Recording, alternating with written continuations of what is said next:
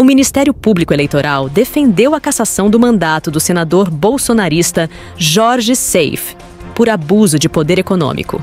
Seife nega ter cometido irregularidades. Se condenado, o parlamentar perderá o mandato e ficará 8 anos inelegível. Suplentes e empresários também foram acusados. A ação acusa a chapa de Seife, formada por seus suplentes Hermes Klan e Adrian Rogers Sensi, além dos empresários Luciano Hang, dono da Havan, e Almir Manuel Atanásio dos Santos, que era presidente do Sindicato das Indústrias de Calçados da cidade de São João Batista naquele período. O julgamento no TRSC começou em outubro e terminou em novembro. A desembargadora Maria do Rocio Luz Santa Rita, relatora da ação, sustentou haver indícios das práticas denunciadas, mas disse que não tinha como estabelecer algum vínculo entre os atos e o resultado da eleição. O Ministério Público Estadual arquivou a representação. A chapa e os empresários foram absolvidos por unanimidade. Então, o que diz a acusação? O helicóptero, lojas Havan e fábrica de calçados. A coligação apontou abuso de poder econômico com base em 3 itens. Seife teria utilizado de maneira irregular um helicóptero para participar de eventos. Teria usado estrutura material e pessoal das lojas Havan para veicular campanha. E teria tido propaganda financiada de maneira ilegal pelo sindicato durante um evento no município.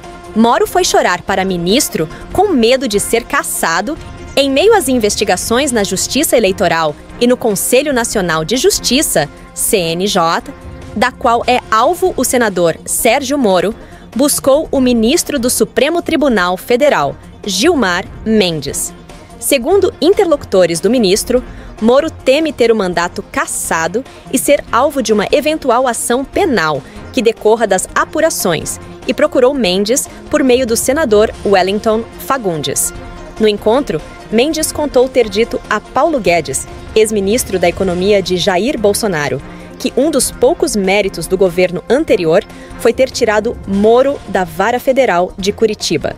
Mendes disse ainda que Moro e o então procurador da República Deltan Dallagnol, que atuava na Operação Lava Jato, atuavam em conjunto e que não precisava ver o vazamento das mensagens trocadas pelos dois, no que ficou conhecido como Vaza Jato, para saber que roubavam galinha juntos.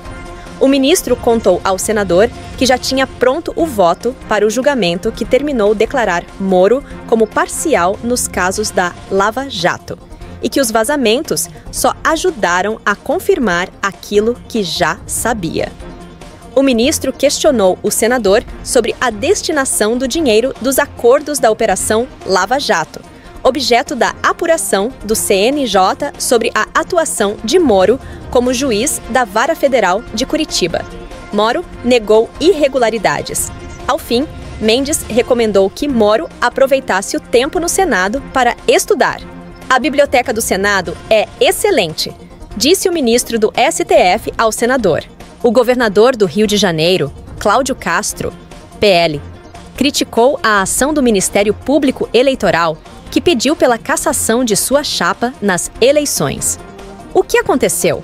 O bolsonarista, quase chorando, disse: "Não adianta ir pro tapetão", disse Castro ao citar seu adversário nas eleições, Marcelo Freixo, PT.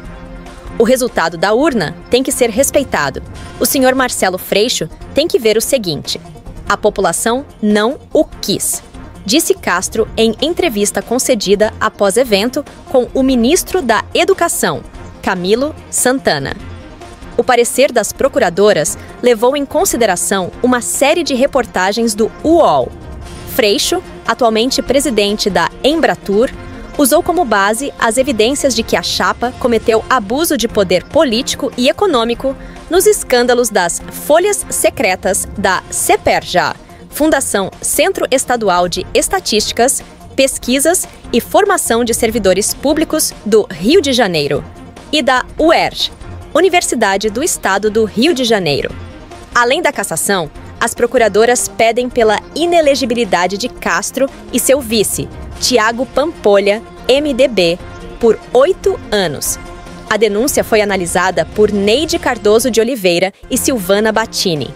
Xandão nega progressão de regime para Daniel Silveira e multa seu advogado, o ministro do Supremo Tribunal Federal, STF, Alexandre de Moraes, negou o pedido de progressão de pena do ex-deputado federal Daniel Silveira, condenado a 8 anos e 9 meses de prisão por ataques ao Estado Democrático de Direito. Além de negar a mudança do regime fechado para o semiaberto, Moraes multou o advogado de Silveira por pedidos repetidos à corte. O representante do ex-parlamentar, Paulo Faria, disse em nota que a multa foi aplicada sob falsas acusações de má-fé e que exige o mínimo de respeito ao seu trabalho técnico, pois está no exercício pleno de suas funções constitucionais. Em março deste ano, o advogado pediu à Procuradoria-Geral da República, PGR, a investigação e prisão imediata de Moraes por suposta prática de tortura. Na denúncia, Faria acusa o magistrado de abuso de poder, prevaricação e tortura ao manter o ex-deputado preso em regime fechado. Na ocasião, o gabinete de Moraes respondeu que o condenado não preencheu os requisitos legais para a progressão de regime e que o pedido foi indeferido com parecer nesse sentido pela PGR. Mais uma vitória do Estado brasileiro, diz Lewandowski sobre prisão de fugitivos de Mossoró.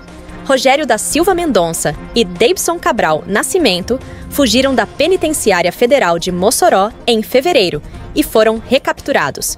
O ministro da Justiça, Ricardo Lewandowski, afirmou ao blog que a prisão de 2 fugitivos que haviam escapado da Penitenciária Federal de Mossoró, no Rio Grande do Norte, foi uma vitória contra o crime organizado. A operação envolveu o monitoramento de 3 veículos que, segundo as investigações, davam cobertura à fuga. Ao todo, 6 pessoas foram presas nos 3 carros. Um dos foragidos foi capturado pela PF e outro pela PEF. Investigadores informaram à TV Globo que a dupla de fugitivos deve ser devolvida a Mossoró e que essa transferência seria uma questão de honra para o Ministério da Justiça, que coordena o sistema penitenciário federal. Juntos, os 2 recapturados têm muitos processos judiciais no Tribunal de Justiça do Acre, estado de onde saíram transferidos para o Rio Grande do Norte, e somam mais de 100 anos em condenações, de acordo com o Instituto de Administração Penitenciária do Acre, IAPEN-AC.